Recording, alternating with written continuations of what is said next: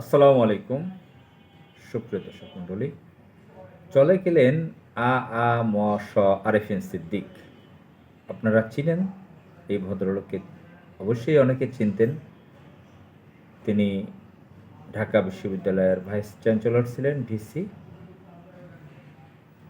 এবং ইতিহাসের ঢাকা ইউনিভার্সিটির ইতিহাসে চরম কুখ্যাত একজন ভিসি ছিলেন।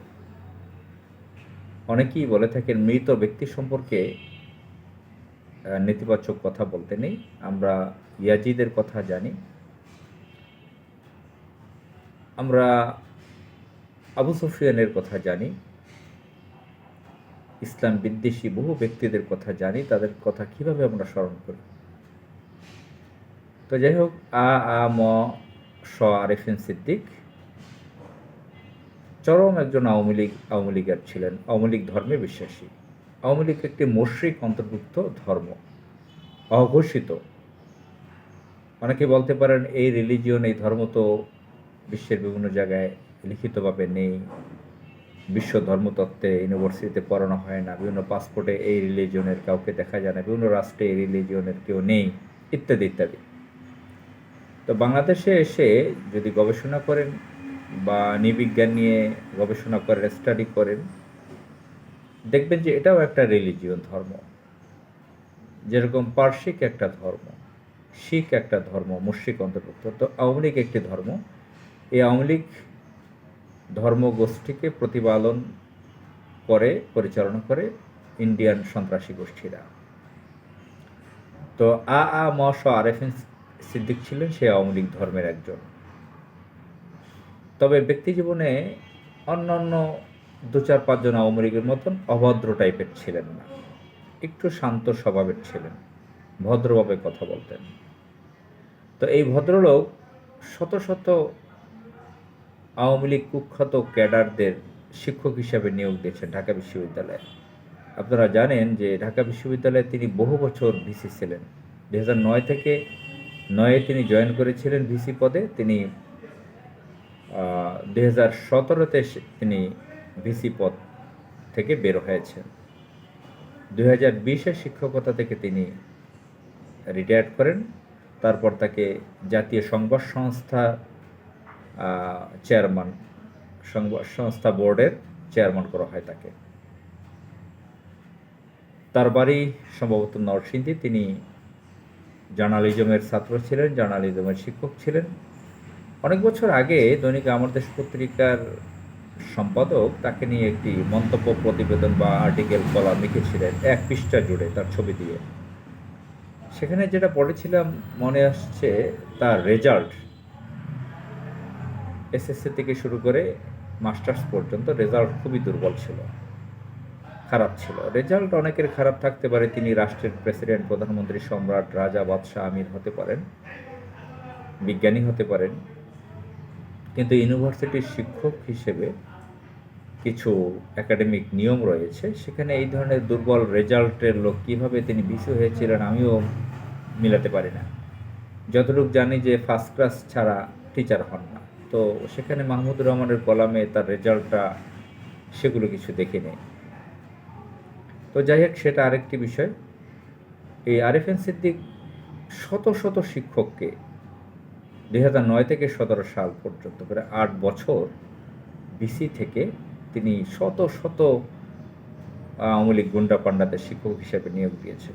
বিএনপিপন্থী শিক্ষকদের, জামাতপন্থী শিক্ষকদের শিক্ষকতা করতে দেননি, অনেকের কাছ থেকে তিনি ঘুষ খেয়েছেন। এটাও আমি জেনেছি যে আমাদের দুঃসম্পর্কের একজন আত্মীয় ছিল, বিশ্বস্ত সূত্রে জেনেছি তিনি সেখান থেকে ঘুষ খেয়েছেন টাকা বড় অঙ্কের। কারণ তিনি বিরোধী মতের ছিলেন, তাকে টিকে থাকতে হবে, এজন্য তার বাসায় তাকে গিয়ে টাকা দিয়ে আসতে হয়েছে, এমন ঘটনা আমি শুনেছি। তো এই আরেফিন সিদ্দিক কয়েকদিন আগে ইন্তেকাল করেছেন। তার জানাজা ধানমন্ডি এলাকায় হয়েছে, তাকে আজিমপুর গোরস্থানে দাফন করা হয়েছে। তার ইন্তেকালে অনেকে শোক পেয়েছেন। একজন ইউনিভার্সিটির শিক্ষক হিসেবে তিনি অনেকের কাছে সম্মানের ছিলেন। আমি দেখেছি অনেকে জামাতপন্থী, বিএনপিপন্থী অনেকেই তাকে নিয়ে তাকে সম্মান জানিয়ে স্ট্যাটাস দিয়েছেন। নয়া দিগন্তের একজন সাংবাদিক তিনি তাকে খুব বড় করে সম্মান জানিয়ে স্ট্যাটাস দিয়েছেন। তো এখানে সংকীর্ণ মনের অধিকারী বলবো এই ধরনের লোকদেরকে। তারা দেশ, রাষ্ট্র, ধর্মের কথা চিন্তা না করে ব্যক্তিগত জীবনে উপকার পেয়েছে সেগুলো নিয়ে হাইলাইট করেছেন। নয়াদিগন্তের একজন সিনিয়র সাংবাদিক তিনি লিখেছেন তার ছাত্র জীবনে কী কী উপকার পেয়েছেন, তার মেয়ে কী উপকার পেয়েছে। আওয়ামী লীগের লোককে নিয়ে আমিও দু একটা স্ট্যাটাস আওয়ামী লীগের আমলে দিয়েছি। যেরকম সাহারা খাতুন ইন্তেকালের পরে অনেকে বাজে মন্তব্য করতো তাকে নিয়ে, আমি স্ট্যাটাস দিয়েছি। তার বর্ণ নিয়ে যখন মানুষ উল্টাপাল্টা কথা বলতো, তার শরীরের রং, বর্ণ কালো, কৃষ্ণ বর্ণের, সেটার আমি প্রতিবাদ জানিয়েছি।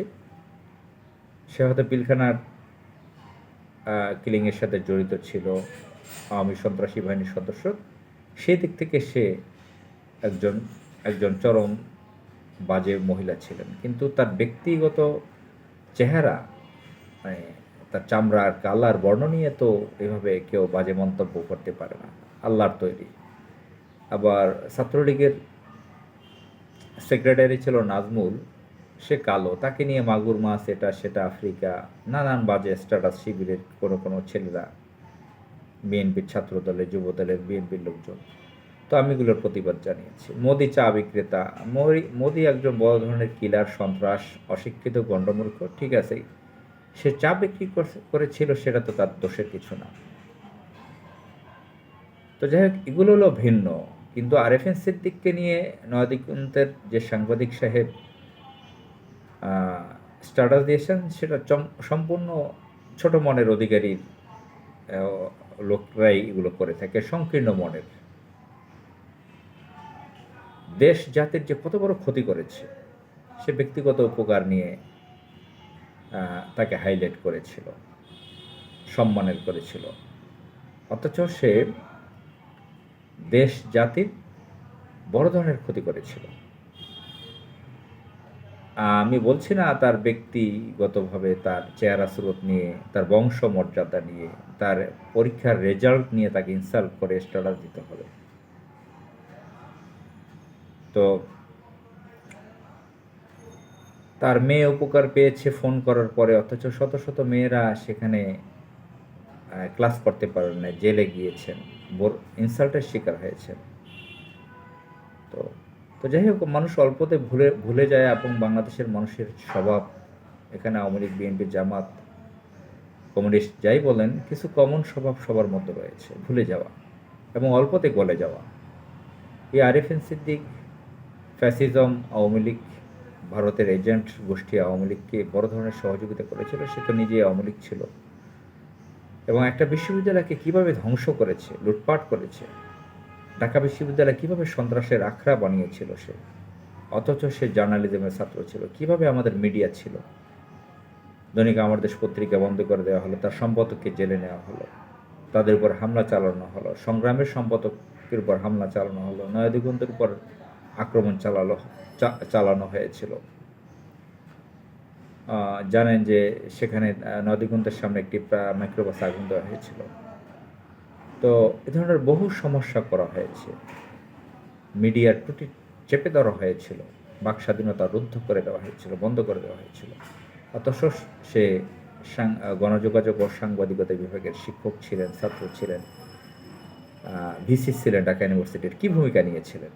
বরং তিনি দুর্নীতিবাজ ছিলেন, দুর্নীতি করেছেন, ঢাকা বিশ্ববিদ্যালয়কে ধ্বংস করে দিয়েছেন।